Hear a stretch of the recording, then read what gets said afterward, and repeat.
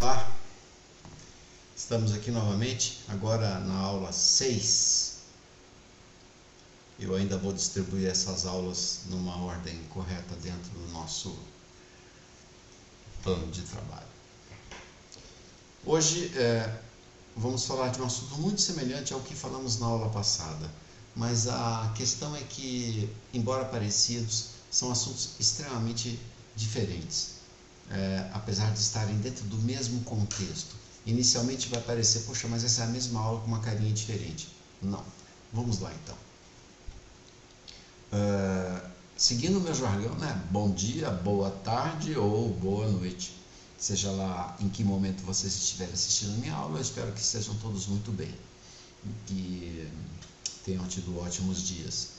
E principalmente que estejam aproveitando o conteúdo que está lá disponível e que estas aulas online sejam apenas complementativas. Não esqueçam da agenda, todas as segundas, durante as 3 semanas, temos encontros na webconferência. Os links já estão lá, basta entrar na sala. Se você não tiver o login para isso, faça com o Google, parece que tem algumas facilidades nessa natureza, mas basta dizer o seu e-mail ou qualquer coisa assim e você já entra na sala. Por favor, não deixem de comparecer. Eu já coloquei às 8 horas, que é para dar um timezinho para que vocês possam chegar em casa, comer alguma coisa e participar. A previsão é de apenas 30 minutos, tá? Então, vamos lá. Hoje nós vamos falar sobre tecnologia em sala de aula. Da última vez falamos em tecnologia e educação. Agora vamos falar especificamente desta coisa dentro de outra coisa. Vamos falar da tecnologia dentro da sala de aula. E mais uma vez vamos buscar a definição dessa coisa. A tecnologia em sala de aula, eu coloquei um texto um pouco maior do que normalmente eu coloco, mas eu achei que era necessário, pode acontecer em diversos aspectos e de diferentes formas, contribuindo para o processo pedagógico em diversos contextos. Muito bem, vamos entender quais são esses conceitos e quais são as tecnologias utilizadas. Isto é um desafio. E bora então fazer acontecer, entender essa mecânica toda para que cada um de vocês, dentro do contexto em que estiverem, dentro do tema que for abordado, tenham a consciência e o senso crítico de utilizarem a tecnologia mais correta. Então, ela pode acontecer em vários momentos, em diferentes formas, e pode contribuir também para diferentes processos pedagógicos e, finalmente, em diferentes contextos. Muito bem. A tecnologia permite aos educadores que acessem uma ampla gama de recursos educacionais, como livros digitais, enciclopédias online, vídeos educacionais, sites interativos, laboratórios e muito mais. Gente, isto é muito confuso, mas essa é a definição, a melhor definição que nós encontramos acadêmicas sobre isso. E isso nos faz crer e sentir a realidade que todo o mundo está vivendo. Ensino à distância é muito diferente de ensino emergencial à distância, que foi o que aconteceu nos 2 anos da pandemia. Nós estamos aqui refinando um processo que já vem há uma longa data sendo amadurecido e ainda está amadurecido. Portanto, os cursos EAD estão num processo de efetiva construção. Ainda não há uma forma perfeita de fazer com que o aluno assimile o conhecimento transmitido nessas aulas. Portanto, eu sei, nós temos uma gama de recursos educacionais incríveis, há livros digitais, enciclopédias online, vídeos educacionais, como eu já disse, sites interativos, laboratórios virtuais e muito mais. E eu poderia estar usando todos eles aqui agora, mas optei por não usá-los.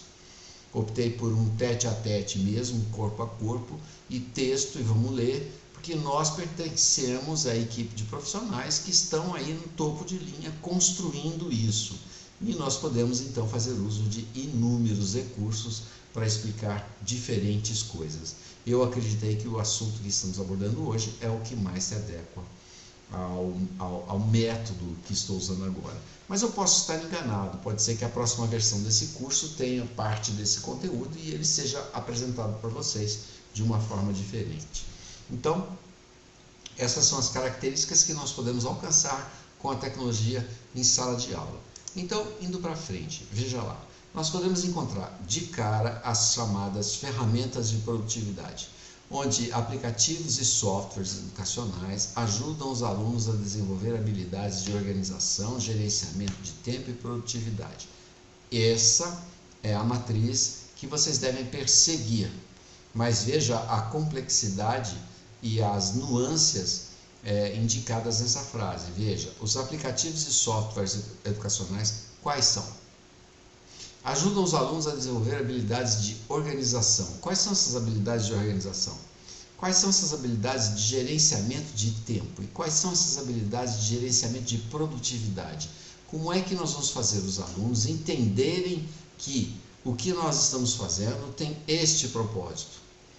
Bom, aqui está claro uma mudança no paradigma do ensino educacional. Nós não estamos dando a eles teoremas de Pitágoras prontos para serem desenvolvidos, nós estamos dando a eles instrumentos para desenvolver habilidades de organização. Muito bem, quais são os conteúdos que farão com que o aluno desenvolva essas habilidades? E esse gerenciamento de tempo e essa produtividade? Muito bem, fica a pergunta, mas é importante saber que estes são as ferramentas de produtividade. Nós vamos encontrar também o aprendizado colaborativo, que eu já comentei na última vez, que a tecnologia facilita a colaboração entre alunos e professores desenvolvendo novas habilidades sociais. Então eu pergunto novamente, quais são essas novas habilidades sociais? E como alunos e professores desenvolvem habilidades sociais juntos? Bom, é o aprendizado colaborativo. Talvez estejamos falando aqui da metodologia ativa, onde o professor traz um problema e o aluno usa de todos os recursos computacionais disponíveis e nos traz a solução. Para que o aluno faça isso neste mar de informações, é preciso que ele esteja muito estimulado, porque se não tiver, ele vai trazer inúmeras respostas de diferentes correntes de pensamento e o professor vai ter que lidar com isso. Então, eu acredito que isso deve ficar um pouco confuso. Vamos adiante. Isso, sem dúvida, é um instrumento bastante interessante. As ferramentas de avaliação. A tecnologia oferece diferentes maneiras de avaliar o progresso dos alunos. Sim, não tenho dúvida. Tipo um questionário na tela do computador, uma pergunta de múltipla escolha, ou uma prova dissertativa já fica um pouco complicado, porque a turma do ensino médio, por exemplo, não sabe escrever. Tem muita dificuldade com isso. Então, nós vamos concentrar em obrigá-los a escrever como? Com as mãos, com lápis, caderno ou no teclado do computador. De que forma nós vamos conseguir algum tipo de produtividade desse sentido? Quais são as ferramentas de avaliação que nós vamos utilizar? Nós temos também a aprendizagem personalizada, que também foi comentada na outra aula. Com a tecnologia, os educadores podem adaptar o ensino para atender as necessidades individuais do aluno. Eu dediquei uma boa parte deste contexto aqui na última aula, quando eu falei que há dois tipos de necessidade, né? Aqueles que têm uma necessidade cognitiva ou física mesmo, e aqueles que têm uma necessidade de terem algo mais.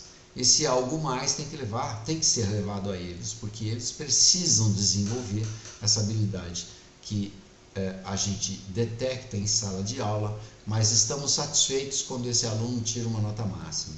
Agora, quando esse aluno tem uma forma de pensamento mais aguçada e é capaz de ir mais longe, talvez o ponto em que estejamos dando não dê a ele o estímulo necessário. Então isso pode ser uma falha no processo de educação e também uma falha na educação com tecnologia. Muito bem, temos aqui o estímulo à criatividade. Aqui há um longo caminho a ser percorrido, porque o que é estímulo e o que é criatividade? A tecnologia oferece várias ferramentas criativas, como programas de edição de vídeo, design gráfico, programação e modelagem 3D. Gente, tudo isso é complicado. Um programa de edição de vídeo requer um certo ínfimo treinamento. Então o aluno vai chegar lá e já então fazer a sua criatividade. A não ser que ele use o Snapchat ou algum tipo de editor de vídeo muito extremamente intuitivo. Então na verdade não vai estar aprendendo muita coisa, nem vai estar se sentindo muito desafiado.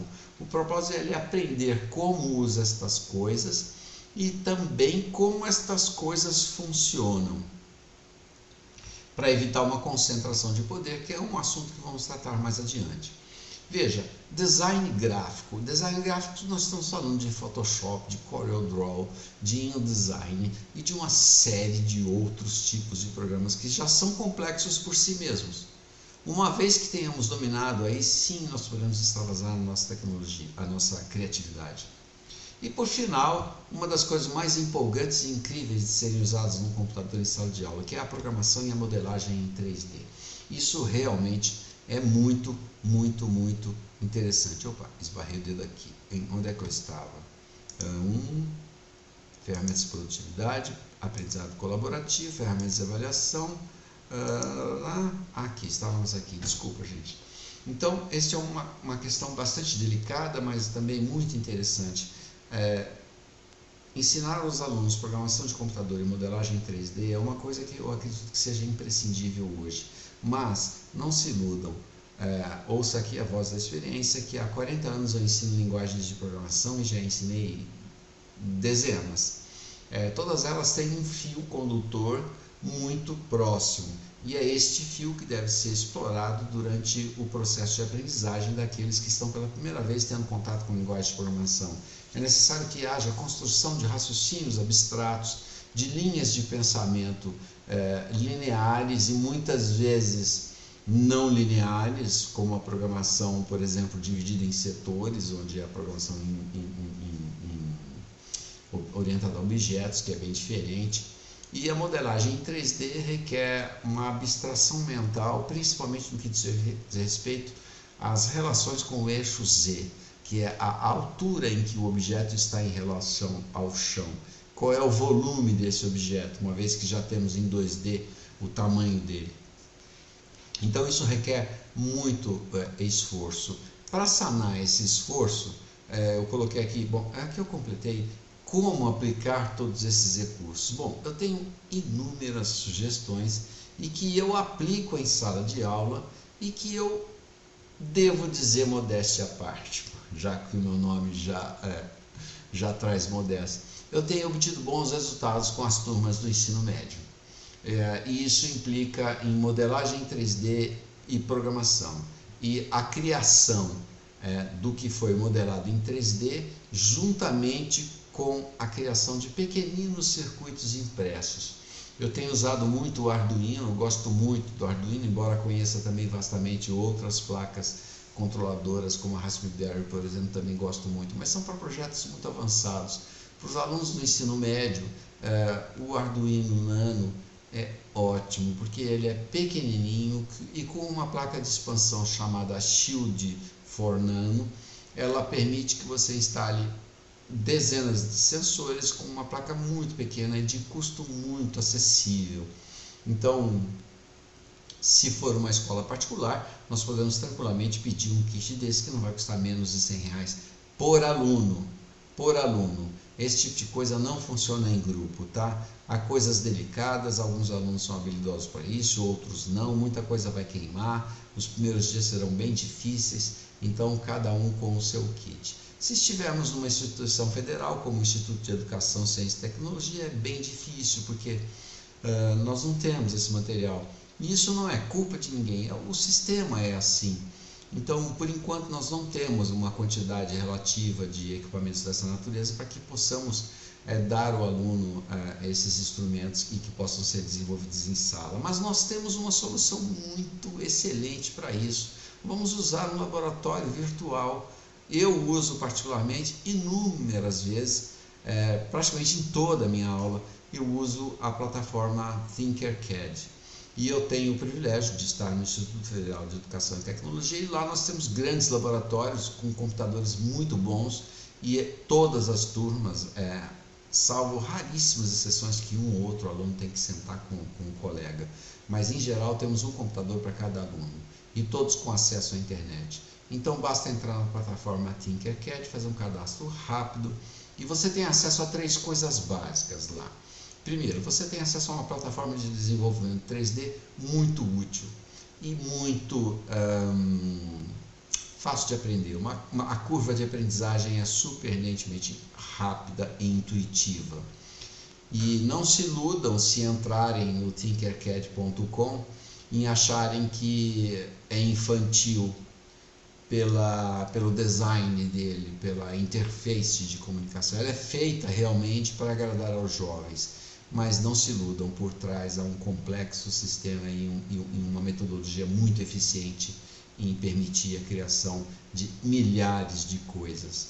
E se você conseguir conectar a uma outra plataforma chamada Thinkiverse, que é o maior repositório de objetos para impressoras 3D do Brasil, do mundo, as pessoas modelam coisas das mais diferentes formas e das mais diferentes utilidades, desde action figures até objetos domésticos. E tudo isso pode ser facilmente, depois de desenhado e devidamente arrumado, pode ser impresso numa impressora 3D, que hoje tem um custo muito mais baixo do que tinha há 5 anos.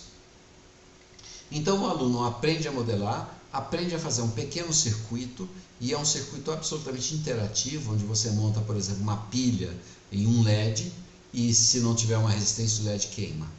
Então, princípios fundamentais. E a partir daí você também pode puxar um Arduino, pode ligar esse LED no Arduino, indicar o que é uma porta digital, o que é uma porta analógica, os princípios fundamentais do funcionamento de um computador, que é exatamente como era nos anos 70. A única coisa que mudou é que hoje temos processadores extremamente mais rápidos, temos placas extremamente mais eficientes, são o resultado da experiência de um processo evolutivo tecnológico. Mas esses princípios fundamentais não devem faltar, e essa é a plataforma ideal. Dentro desta plataforma ideal, eu trabalhei muito com um projetinho chamado Otto. Esse projetinho Otto DIY, Otto, faça você mesmo, consiste basicamente aqui em 2, 4, 6 peças plásticas impressas em 3D, que vão ser largamente manipuladas na plataforma Tinkercad, e também vamos desenhar o circuito para que esse Otto funcione. Ele, ao funcionar, detecta a distância, reage em razão da distância, caminha, anda, dança, toca som. Muito bem, este kit não custa mais de R$100 e todo aluno pode montar um. No meu caso, eu propus inicialmente que fosse uma coisa espontânea. Quem quiser monta, quem não quiser não monta. Levei um pronto, alguns alunos se encantaram, outros nem tanto. Todo mundo ficou levemente curioso. Conseguimos montar 2 unidades, tivemos muito sucesso, foi muito interessante. Aprenderam a modelar, aprenderam a criar um pequeno circuito, entenderam o que é um Arduino e então se inspiraram naquilo, e agora nesse ano, em novos projetos, estão tentando aplicar situações vividas em outras matérias com recursos aprendidos aqui. Eu acho que isso seria realmente uma boa forma de termos comunicação, de termos tecnologia em sala de aula. E eu acredito que vocês, como técnicos em multimídia, em multimeios didáticos, seria muito interessante dar uma olhadinha em tinkercad.com, fazer um cadastro e dar uma olhada, quem sabe vocês podem orientar algum professor. E se vocês forem professores, fica aqui o meu convite para que conheçam essa plataforma.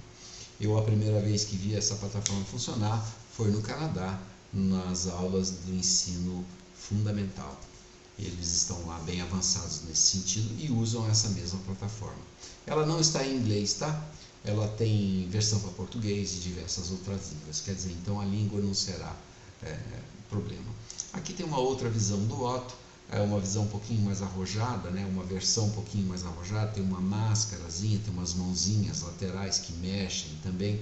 Enfim, é um bonequinho muito bonitinho, muito fofinho, muito eficiente, didaticamente muito útil. Ok? Você pode encontrá-lo no próprio site ottodyi.com.br.